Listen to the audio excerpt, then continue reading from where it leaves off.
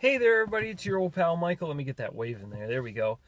So I've arrived down here for the Portage Winter Blast. Yes, I'm sitting in my car right now doing the recording. I thought I'd start here. So I just want to let everybody know I've got down here fine. So I'm ready to start the half marathon. Well, not technically ready. Totally ready. I still got to pick up my number and stretch and do a couple of other things before the race. But we've got about half an hour before race time. Just checking my watch to see exactly how long we have. So, gotta get going. So, I will probably do a little bit more recording before the event, but not too much because I gotta concentrate on getting ready here pretty shortly. So, wish me luck. Hopefully, I'll do well. I know during my first half marathon at the Portage Run for the Health of it, I did pretty well. I think I ran an hour and 42 minutes, so we'll see if I can run around that time again today and maybe do a little bit better as well. This is more a tune-up for the Kalamazoo Marathon coming up in May, just kind of gauge where I'm at so far throughout the training. And this will mark, well, I don't know if this technically marks the halfway point, but I mean mileage-wise it does. Even though next week we actually take a dip in the mileage before we go back up. But that's just kind of recover from this race. Although I think I'm going to try to run about 8-minute miles. I know that that's pretty easy for me, but I'm more of a quick guy at the shorter distances and not the longer distances. At some point I will definitely have to try to race these longer distances, but basically, like I said, today is a tune-up for the marathon. What you're supposed to do for it is run at the pace you're going to run during the marathon. So if I'm planning on doing an 8-minute pace per mile, that's what I'm going to be doing for this half marathon today. So just to see if I can hold it and maintain it, which I know I did last May, but this is a different situation and a different course.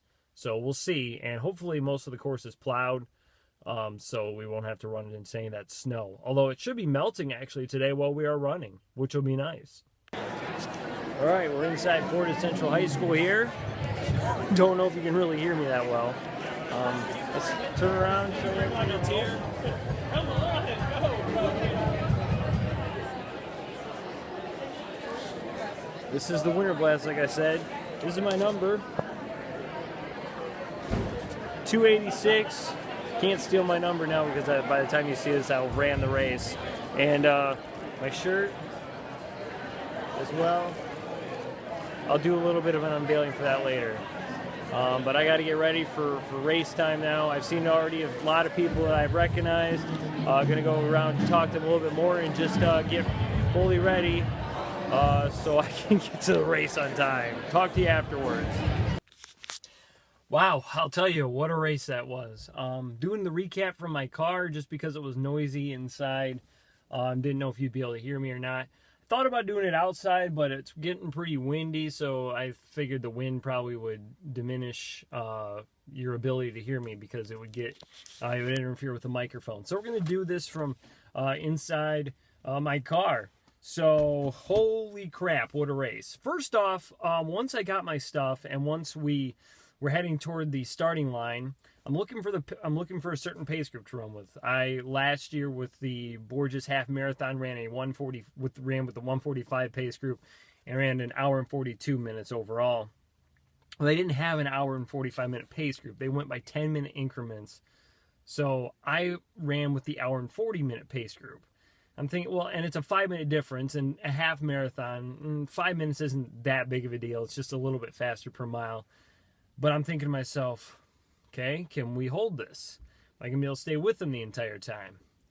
And so we got going. First couple of miles, we're going through the neighborhoods in Portage, heading away from Portage Central High School, heading away from Portage into like the neighborhood area. And that was great running through there. We had a lot of good fan support, scattered actually throughout the entire course. More in the beginning of the race and like the first half of the race than we did during the second half.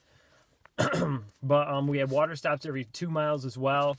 I did have some trouble at some of the water stops, actually. I would grab the water and then start drinking, and somehow it wouldn't end up in my mouth. It'd end up all over my face. In fact, one of the water stops, I grabbed Gatorade. Gator ended up in my eye. Oh, that hurt. I almost thought I was going to have to stop. And that was like around the 4-mile mark.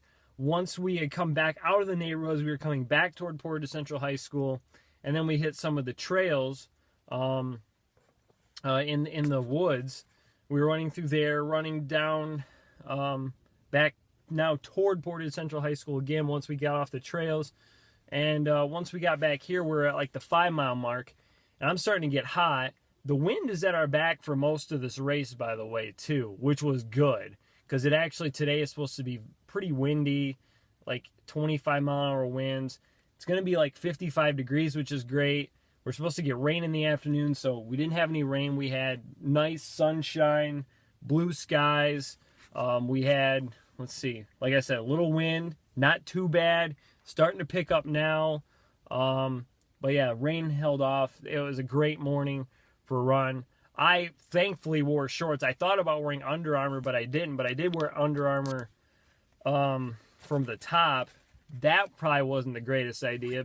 And a long sleeve shirt. I should have wore like a short sleeve shirt and that, you know, and shorts. And I wore gloves because my hands do get cold. I did keep those on the whole time though. My hands didn't really overheat, but I could tell I was starting to overheat. And I'm like, if I don't roll up these sleeves on my shirt, I'm going to end up backing out of this group because I'm going to be too hot. I mean, my body's just overheating and I could feel it. So I rolled up my sleeves at about mile 5. After that, my body started to cool down again. My arms started to feel good.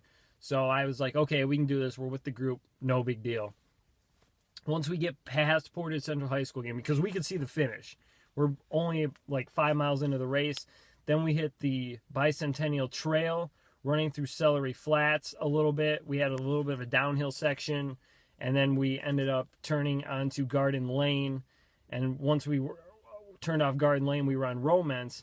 And we were on Romance for, I think, quite a long time. I mean, I didn't exactly measure the mileage out, but, I mean, I think it must have been at least 2.5 miles, like straight ahead, maybe going around some curves, one uphill in here. We passed one runner.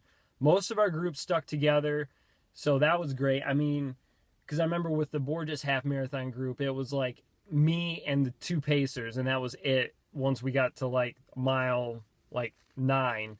And we're at like mile, once we got past everything, mile 8.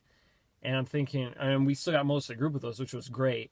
And by the way, a lot of the fans out on the trail like were dressed in Star Wars. So I saw like someone dressed up as Rey, someone dressed up as Darth Vader. I think someone was dressed up as Obi-Wan Kenobi, and they were like battling with Darth Vader at one point, doing like a lightsaber battle, which was really cool. That made me laugh.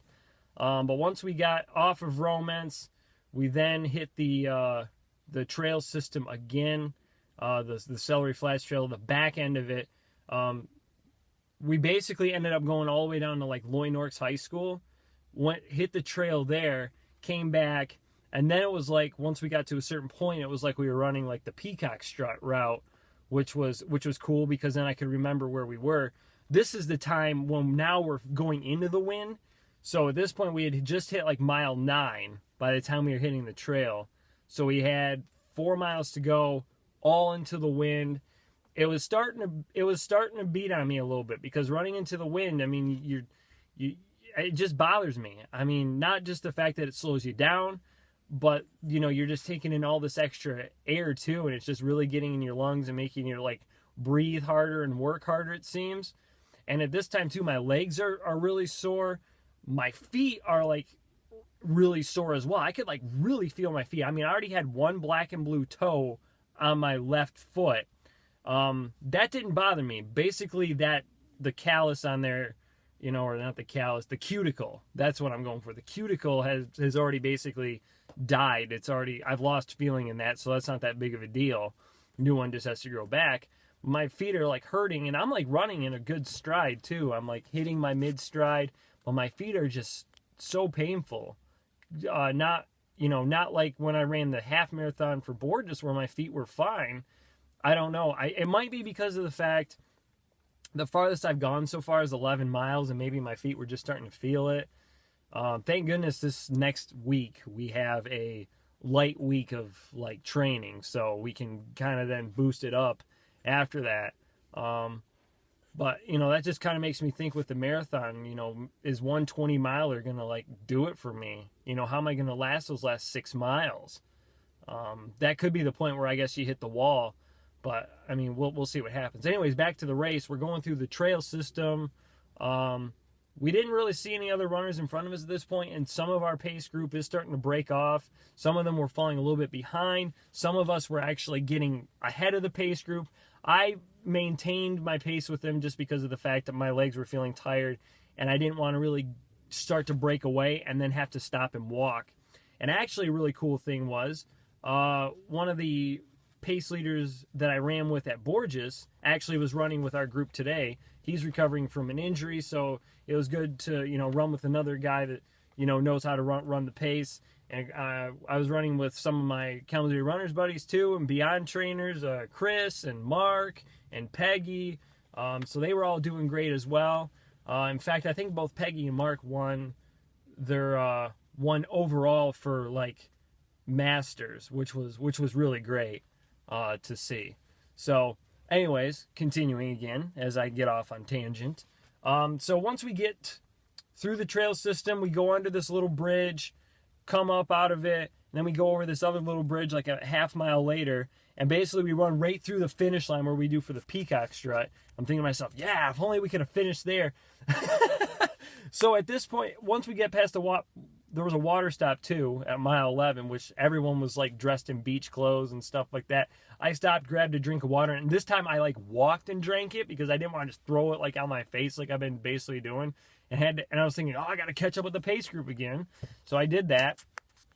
And then, like I said, once we got to the part where we were at the peacock strut finish, then we went back through Celery Flats, up this little hill, to the one that we took down in the beginning, once we were hitting the loop for the Bicentennial Trail.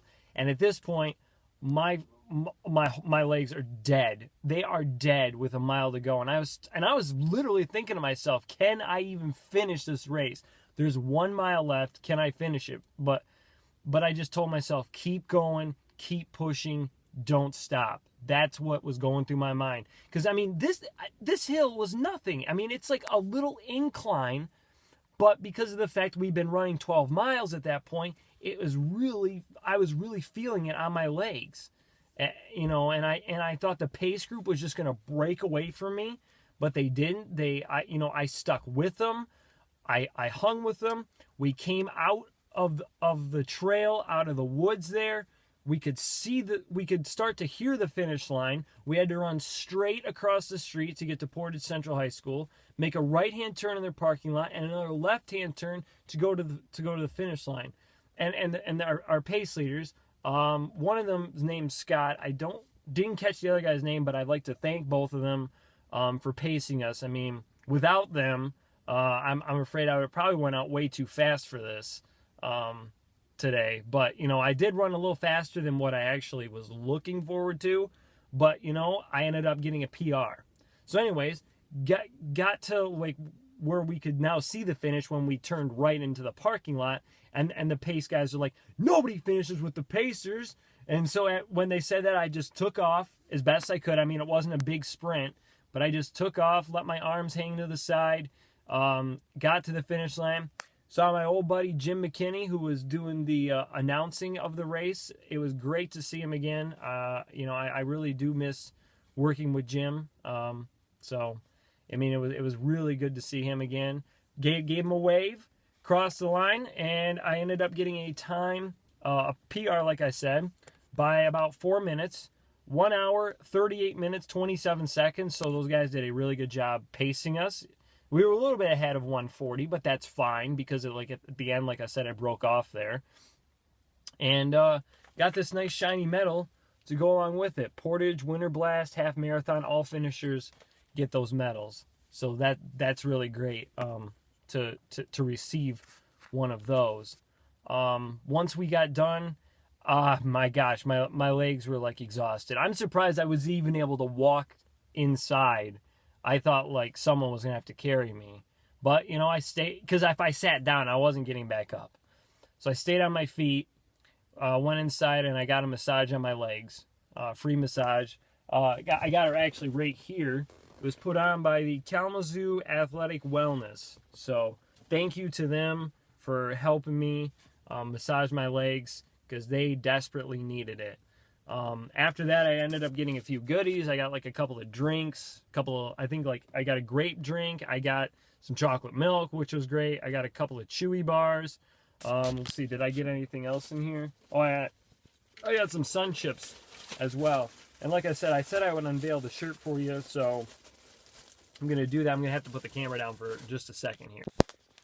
All right, here's our shirt. Sorry, it's like a tight quarters in the car. Portage Winter Blast Half Marathon. It's a nice blue shirt. Got your sponsors there, and there you got tons of sponsors on the back side as well. Nice technical t-shirt, as you can see. And I just, by the way, missed out on actually getting another award for finishing top 3 in my age group. Well, I shouldn't say just missed out. I mean, I was 4th overall in my age group, which was great, by the way, for getting a PR. But the reason why I wasn't was because the 3 guys in front of me were all extremely fast. I think the first place guy, Brian Reynolds, in my age group, he's won the Kalamazoo Marathon before. So I think twice, actually. So, I mean, I'm not beating him. And then there was another guy. He ran like an hour 20 for the half. And there was another guy, I think it was like an hour 21.